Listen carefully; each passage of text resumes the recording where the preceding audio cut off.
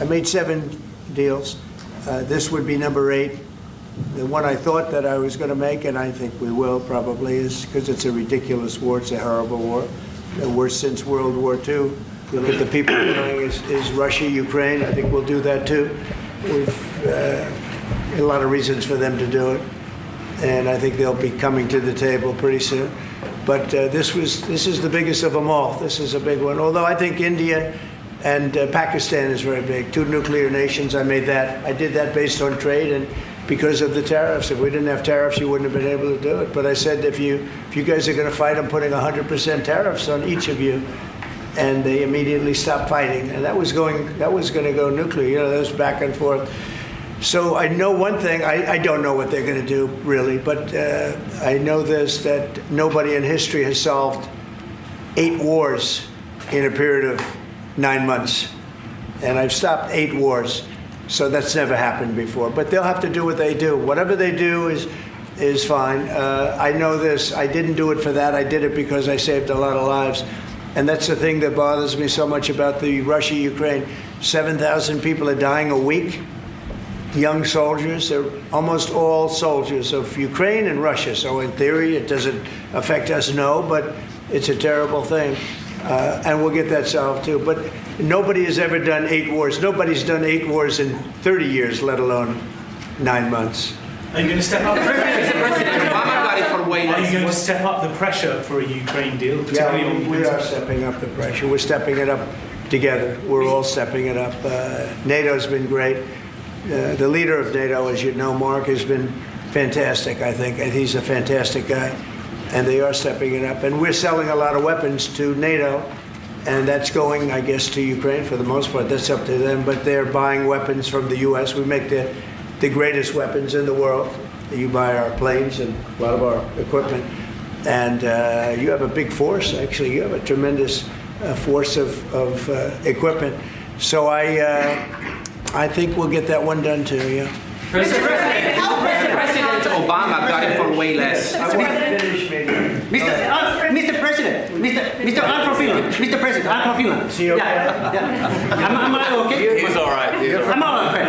Mr. You look President. great. Yeah, President.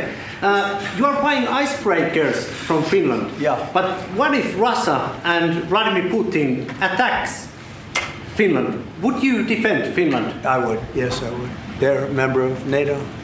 I would. They're great people, but I don't think that's going to happen. I don't think he's going to do that. Yeah. I think the chances of that are very, very small. But it's very interesting because you have a military to your size. You have a very powerful military, one of the best. And but certainly we will be there to help. You have time and again said that one should not underestimate Mr. Trump's negotiating ability. Do you personally believe that Mr. Trump deserves to win the Nobel Peace Prize tomorrow? Oh, well, I think that's probably a decision that comes from the Nobel Committee. And my take is that there are 2 key pieces that have to be solved in the big picture. One is in the Middle East, and we're seeing the results of that. And then the other one is between Russia and Ukraine. And once those are solved, I don't see any impediments to it. Plan to nominate Mr. Trump next year if he doesn't win? This year? I think probably the best nomination would be coming from Zelensky and then the King of Jordan. Those would be 2 that would come. But I think you have to, my experience with the Nobel Peace Prize comes from Martti Ahtisaari, the former president of Finland. He got it in 2008, and he got it because he negotiated 3 peace agreements on 3 different continents. Namibia in Africa, Kosovo, Serbia in Europe, and then Aceh in Indonesia. And his message was always that when you do a peace agreement, the key is that it looks like an equal match, that the big guy doesn't win over the small guy, and vice versa. But I have to say that the track record of the President of the United States in the past 7 months, 8 months is rather impressive. Mr. President, how do you rate your chances of winning the Nobel Peace Prize tomorrow? Well, I don't know. Look, I made 7 deals, and now it's 8. Solved the wars, one going for 31 years, one going 34 years, one going 35 years, one going 10 years. I made 7 deals. This would be number 8. You can imagine that a country like Finland was quite pleased with that, because that means that all of the allies have to... But they'll have to do what they do. Whatever they do is fine. I know this. I didn't do it for that. I did it because I saved a lot of lives. And that's the thing that bothers me so much about the Russia-Ukraine. 7,000 people are dying a week. Young soldiers. They're almost all soldiers of Ukraine and Russia. So in theory, it doesn't affect us, no, but it's a terrible thing. They have no excuse not to do this, but that's all right. Maybe you should throw them out of NATO, frankly. We're going to work together very closely with Finland and with NATO. We have a very good relationship. As you know, I requested that they pay 5%, not 2%. And most people thought that was not going to happen, and it happened virtually unanimously. We had one laggard. It was Spain. Spain. You have to call them and find why are they a laggard. And they're doing well, too. You know, the funny thing, because of a lot of the things we've done, they're doing fine. They have no excuse not to do this, but that's all right. Maybe you should throw them out of NATO, frankly. Please, go ahead. What are you planning to do with Tall that? gentleman, nice tall gentleman, go ahead, with the yellow shirt. Thank you, Mr. President. I wanted to change gears just really quickly and ask you, you're going to Walter Reed tomorrow?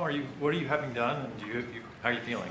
I'm meeting with the troops, and I'm also going to do a sort of semi-annual physical, which I do.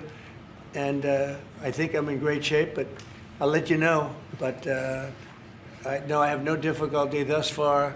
Is there wood around here? I'll knock on.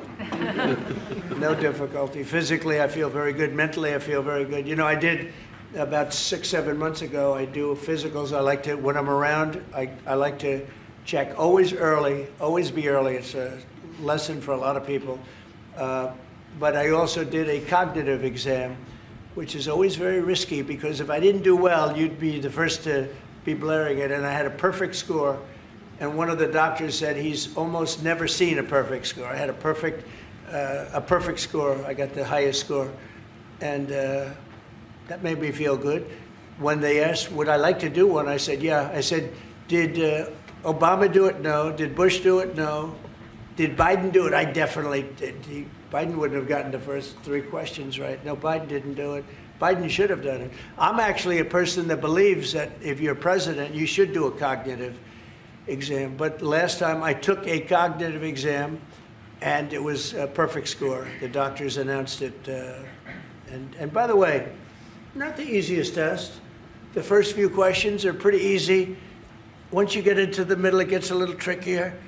And there aren't a lot of people in this room that would get every single question right, I can guarantee you. You're putting me in a difficult spot now. Next question. Mr. President, Obama got the Nobel Peace Prize for way less than you did, and President Obama got the Nobel Peace Prize for way less. Nothing. Exactly. Obama got a prize. He didn't even know what he got. He got elected, and they gave it to Obama for doing absolutely nothing but destroying our country.